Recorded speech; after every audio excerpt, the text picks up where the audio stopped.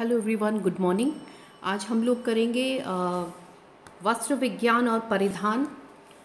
First year का जो दूसरा पेपर है आप लोगों का, उसमें जो फर्स्ट टॉपिक है आपका क्लासिफिकेशन ऑफ टेक्सटाइल फाइबर्स या वस्त्रोपयोगी रेशों का वर्गीकरण।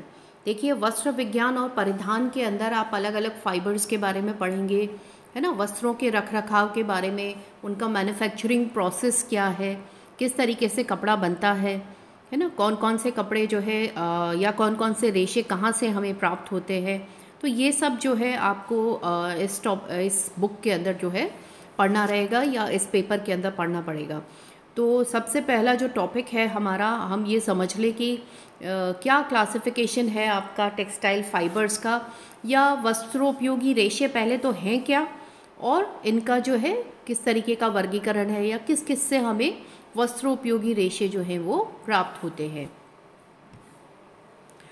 सबसे पहले मैं आपसे ये बात करना चाहूँगी कि हम लोगों को कई बार जो है कन्फ्यूजन हो जाता है कि कपड़े जो है, हम लोग कहते हैं कि रेशा बेसिकली क्या है, आपका जो बेसिक यूनिट है आपकी वस्त्रों की, है ना, या मूल इकाई। जैसे हमने एनाटॉमी के अंदर पढ़ा कि कोशिका जो है मूल इकाई है, कोशिका से टिश्यू बनते हैं और टिश्यू से फिर आपके ऑर्गन्स बनते हैं। ठीक इसी तरीके से टेक्सटाइल फाइबर्स की हम बात करें तो कपड़ों की जो मूल इकाई है, आपके वस्त्रों की जो मूल इकाई है वो है फाइबर, है ना। या इसे हम अंग्रेजी में कह सकते हैं कि fibre is the basic unit of fabric.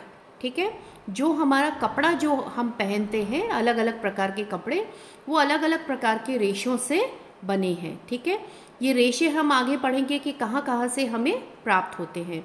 अब दूसरा प्रश्न ये आता है, क्योंकि ये जो टर्म्स है बार बार ये जो है इस बुक के अंदर जो है हम बार बार इनका जिक्र करेंगे, इसलिए हमें ये कॉन्सेप्ट क्लियर होना चाहिए कि फाइबर क्या है और यान क्या है।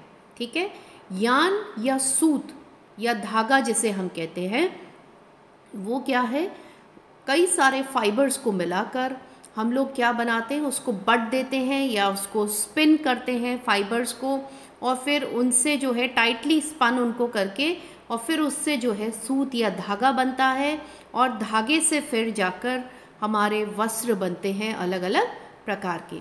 ठीक है, तो एक बार फिर से समझ लीजिए कि फाइबर क्या है, बेसिक यूनिट है ना, मूलतम इकाई है आपके वस्त्रों की। तो रेशे या फाइबर जो है हमें पौधों से अलग अलग जगह से प्राप्त होते हैं, हम नेक्स्ट स्लाइड के अंदर देखेंगे। ठीक है, तो ये जो फाइबर होते हैं इनको आपस में सटाकर इनको जो है स्पिन या इनको बटा जाता है, और बटने के बाद में ये यान बनता है या सूत बनता है या धागा तैयार होता है। ये जो धागा तैयार होता है इसकी फिर बुनाई करके हम जो है कपड़ा बनाते हैं। ठीक है, फाइबर से यान बनाने के लिए या रेशे से धागा बनाने के लिए हमें इसकी बटाई करनी पड़ती है या स्पिन करना पड़ता है, स्पिनिंग कहते हैं उस प्रोसेस को, और यान को फिर वीविंग करके या बुनाई करके, सूत या धागे की बुनाई करके हम जो है कपड़े का निर्माण करते हैं। ठीक है, अब हम देखेंगे कि आपके वनस्पतिक रेशों का जो वर्गीकरण है वो क्या रहता है। ठीक है, वनस्पतिक रेशे या जो भी आपके जो फाइबर्स हैं उनका क्या वर्गीकरण है या कहाँ कहाँ से हमें ये रेशे जो हैं प्राप्त होते हैं। देखिए, बेसिकली आप जैसा कि स्लाइड के अंदर देखेंगे कि आपको रेशे जो है प्रकृति से भी मिलते हैं, ठीक है, नेचर से उपलब्ध हैं, और कृत्रिम रूप से भी जो है रेशे बनाए जाते हैं, और कुछ विशिष्ट रेशे होते हैं जिनको कि हम लोग जो है जो सामान्य रेशे होते हैं उनके अंदर कुछ परिवर्तन करके जो है हम इन विशिष्ट रेशों को बनाते हैं। ठीक है, तो सबसे पहले हम देखेंगे कि प्राकृतिक रेशे कौन कौन से होते हैं। प्राकृतिक रेशे आपको जो है बेसिकली ये प्राप्त होते हैं वनस्पति से, है ना। प्रकृति में जो चीज़ें उपलब्ध हैं जैसे कि वनस्पति, है ना, प्राणिज सोर्स से, और खनिज, है ना, जो भी मिनरल्स जो अवेलेबल हैं आपके नेचर के अंदर, उनसे हमें जो है रेशे प्राप्त होते हैं, और फिर हम इनसे अलग अलग प्रकार के जो वस्त्र हैं उनका निर्माण करते हैं। तो अभी आप सिर्फ ये जो प्राकृतिक वाला जो क्लासिफिकेशन है इस पे फोकस करिएगा। तो प्राकृतिक को बेसिकली हमने 3 में विभक्त किया है।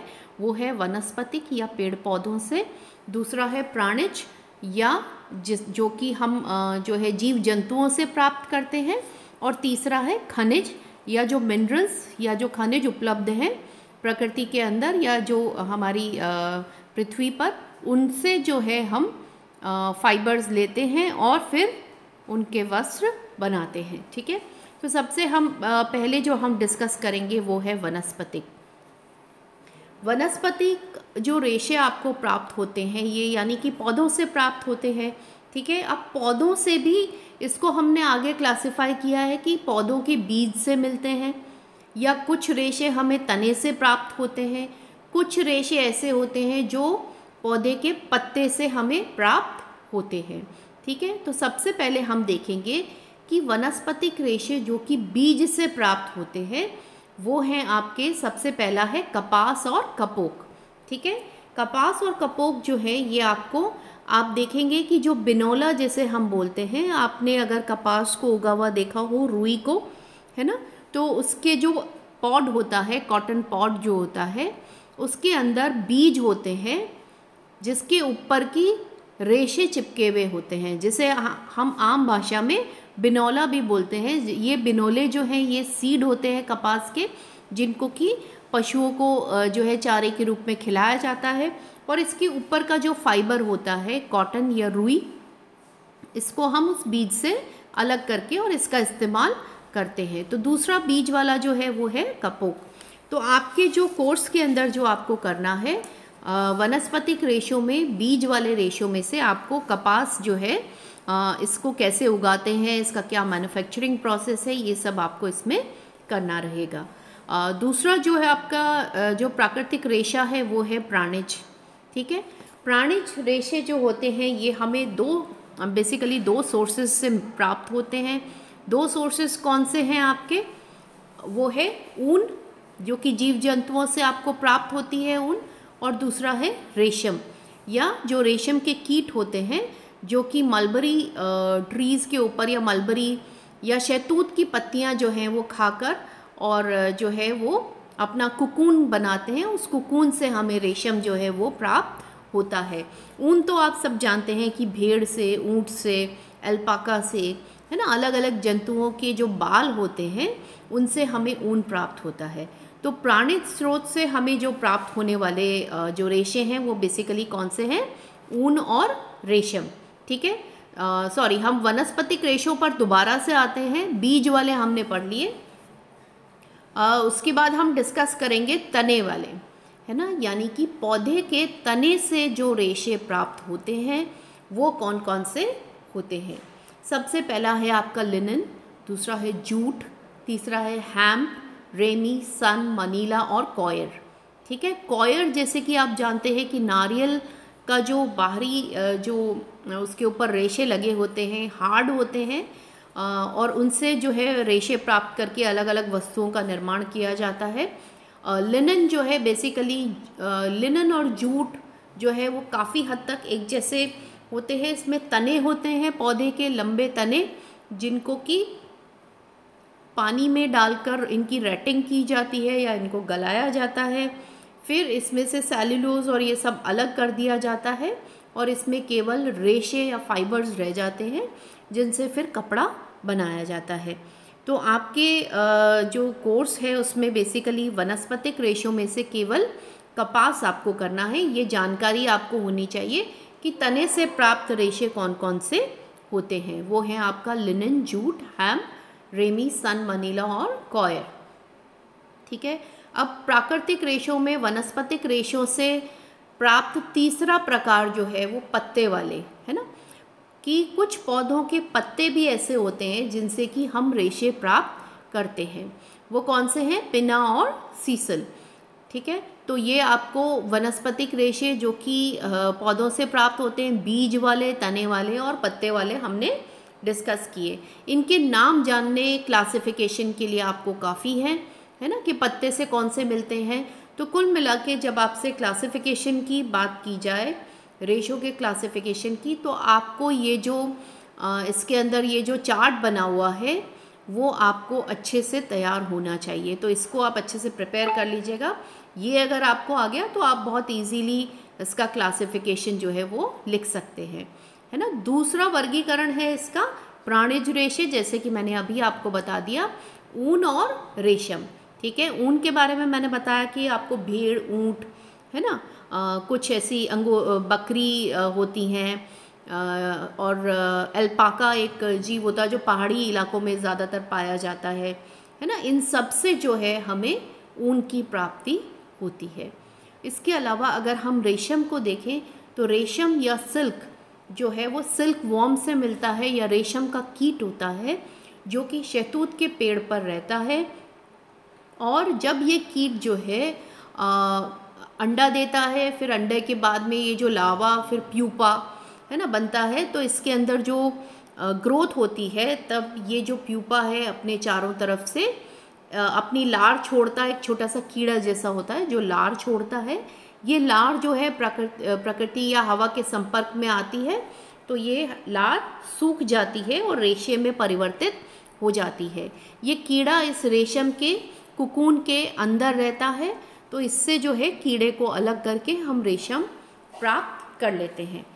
पहले के समय में रेशम को प्राप्त करने के लिए उस कीड़े को मारा जाता था और फिर उससे रेशम प्राप्त होता था। लेकिन आज के टाइम में ऐसे जो है कुछ प्रोसेसेस हैं जिनसे कि हम कीट को नहीं मारते, कीट को नुकसान नहीं होता और हम उससे रेशम जो है वो अलग कर लेते हैं। ठीक है, तो ये हैं आपके प्राणिज सोर्स से प्राप्त प्राकृतिक रेशे। इसके अलावा जो प्राकृतिक रेशे में तीसरा प्रकार है जो कि खनिज से प्राप्त रेशे हैं, वो हैं सोना, चांदी और एस्बेस्टॉस। ठीक है, सोना, चांदी हालांकि आज के समय में इनका बहुत कम प्रयोग होता है, लेकिन फिर भी पहले के ज़माने में या पहले के समय में हम देखें तो जो वस्त्र होते थे उनके ऊपर कढ़ाई करने के लिए जो है सोने और चांदी के तारों का इस्तेमाल किया जाता था, है ना।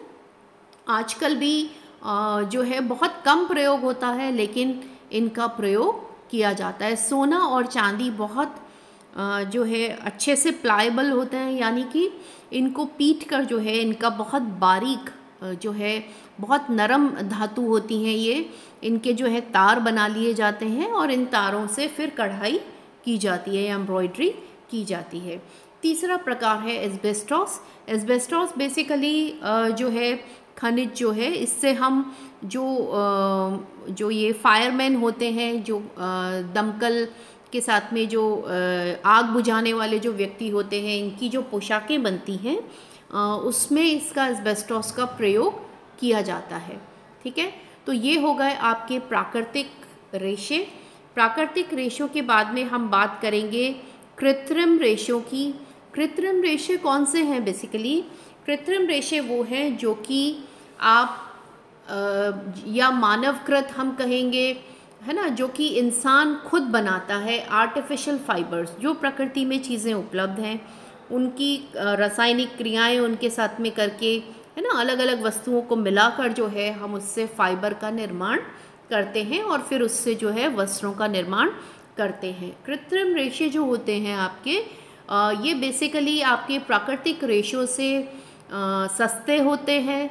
और क्यों सस्ते होते हैं? क्योंकि प्रकृति से तो एक लिमिटेशन है जितना भी रेशा प्राप्त होगा, मगर कृत्रिम रेशे क्योंकि हम इनको जो है जो इनका मैन्युफैक्चरिंग प्रोसेस है वो बेसिकली आप फैक्ट्रीज़ के अंदर या उसके अंदर इनको बना लेते हैं, है ना, चीज़ें, इनका जो रॉ मटेरियल है वो भी आसानी से उपलब्ध रहता है। जितना मर्जी हम इसको जो है बना सकते हैं और इस्तेमाल कर सकते हैं, इसलिए ये कंपैरेटिवली प्राकृतिक रेशों से सस्ते होते हैं या इनकी कीमत कम होती है। कृत्रिम रेशों को बेसिकली हमने दो में विभक्त किया है। ये दो कौन से हैं आपके? ये दो हैं आपके मानवकृत और संश्लेषित रासायनिक, संश्लेषित या रासायनिक। मानवकृत रेशे जो होते हैं ये बेसिकली कौन कौन से हैं आपके? ये हैं नाइट्रोसेल्युलोज, विस्कस और कुप्रामोनियम। ठीक है, बहुत सारी प्रकृति में उपलब्ध जैसे कि पेड़ पौधों की पत्तियां हैं और कई ऐसी चीज़ें मिक्स कर जो है फिर इनको जो है संश्लेषित करते हैं, इनको बहुत सारी रासायनिक प्रक्रियाओं से गुजारते हैं और फिर इनका रेशे का निर्माण करते हैं। ठीक है। फिर इसके अलावा अगर हम देखें संश्लेषित या रासायनिक उस रेशों की हम बात करें तो ये रेशे कौन से हैं आपके? नायलॉन, डेकेरॉन, ऑर्लॉन, है ना, एक्रिलॉन, क्रेस्लॉन, जेफ्रॉन, फाइबर ग्लास, ठीक है, टैरलिन, डर्वन, सॉरन, डाइनेल, वेलर और फाइबर ग्लास।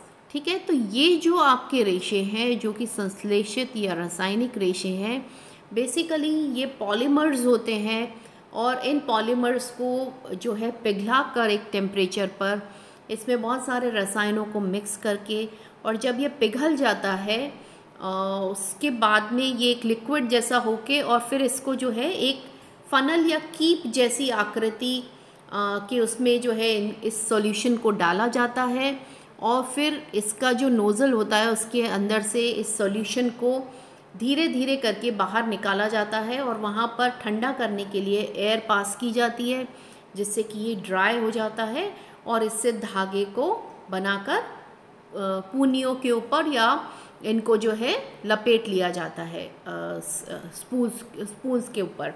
ठीक है।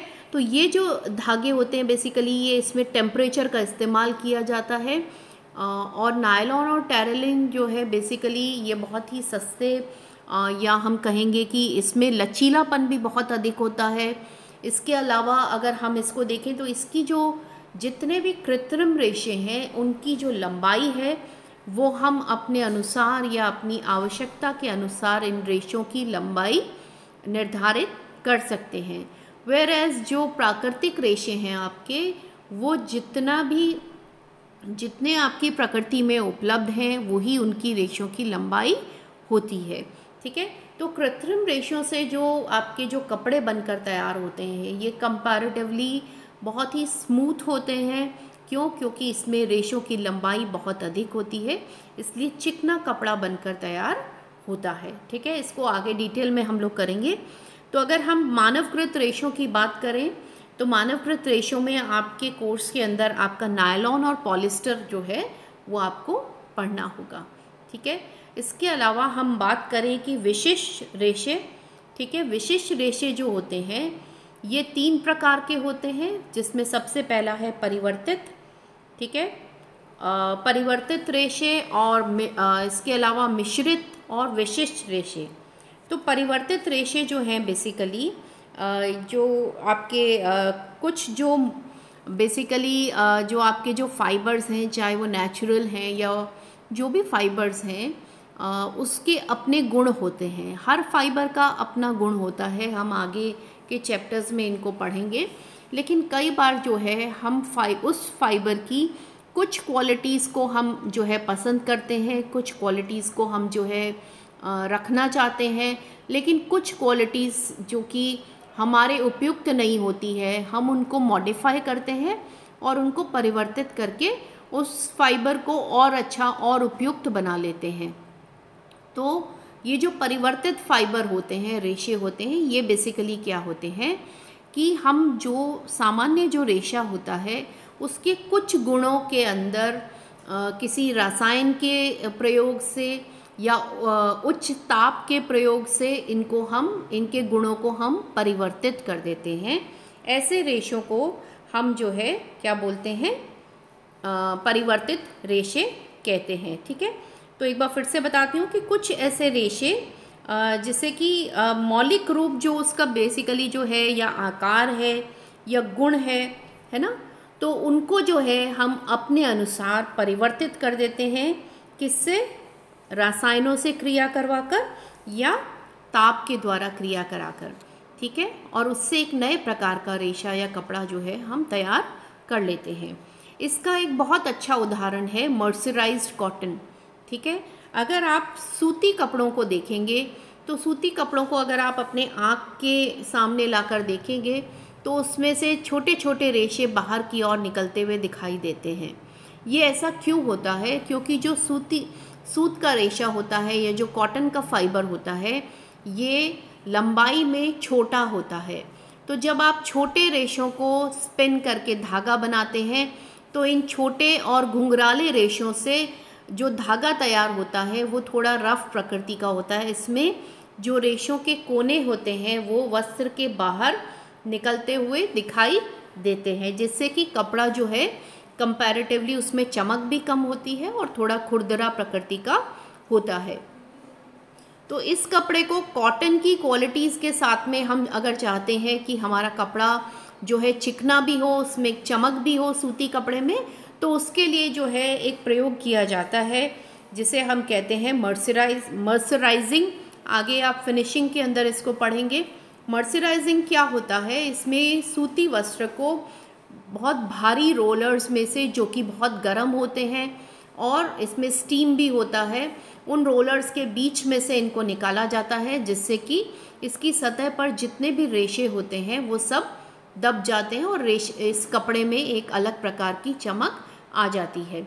आप जब भी मार्केट जाएं तो उसमें चेक करिए, उसको देखिए, है ना, एक सर्वे करिए। आप पूछिए कि मर्सराइज्ड कॉटन, बहुत सारे सूती वस्त्र जो हैं वो दिखने में काफ़ी चिकने होते हैं और उसके ऊपर जो है अंकित भी होता है, उसके ऊपर लिखा होता है मर्सराइज्ड कॉटन।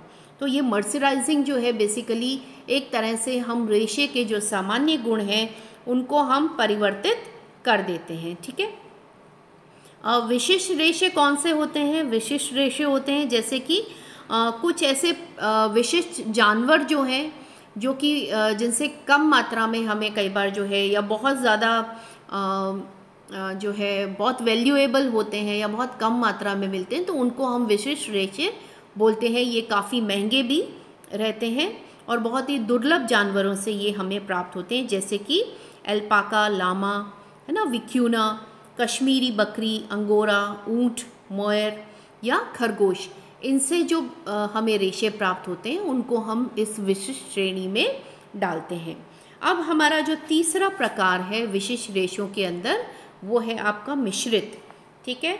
मिश्रित रेशे क्या होते हैं? ये भी परिवर्तित रेशों की तरह, जब हम दो अलग अलग रेशों के गुण एक ही प्रकार के कपड़े के अंदर प्राप्त करना चाहते हैं, तो हम इस प्रकार के या मिश्रित प्रकार के कपड़ों का निर्माण करते हैं।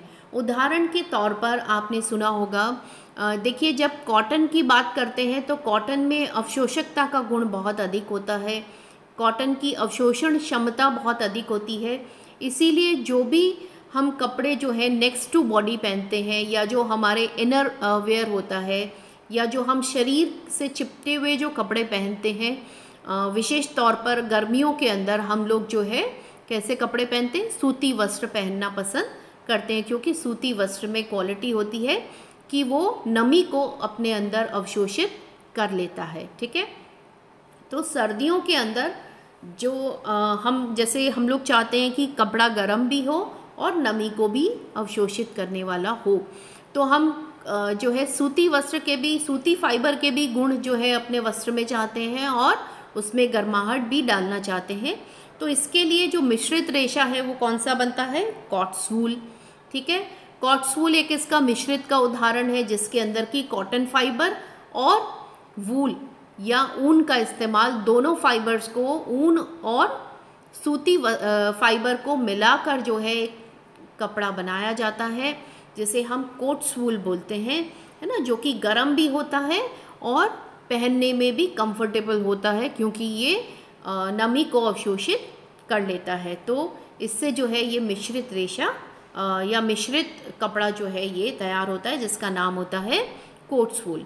तो मिश्रित मैं समझती हूँ आपको समझ में आ गया होगा। इसके अलावा टेरिकॉट, है ना, टेरिकॉट एक मिश्रित का उदाहरण है कि इसके अंदर हम जो मानवकृत रेशा है या जो रासायनिक रेशा है ना, टैरलिन और सूती वस्त्र या सूती फाइबर, दोनों को, टैरलिन और सूती फाइबर को मिलाकर हम एक नए प्रकार का मिश्रित जो है वो फाइबर तैयार कर लेते हैं, यान तैयार कर लेते हैं दोनों को मिलाकर, जिससे हम टेरिकॉट नामक कपड़ा बनाते हैं। इसके अलावा टेरीवूल, जबकि हम टैरलिन और ऊन का प्रयोग करते हैं, जिससे हम क्या बनाते हैं?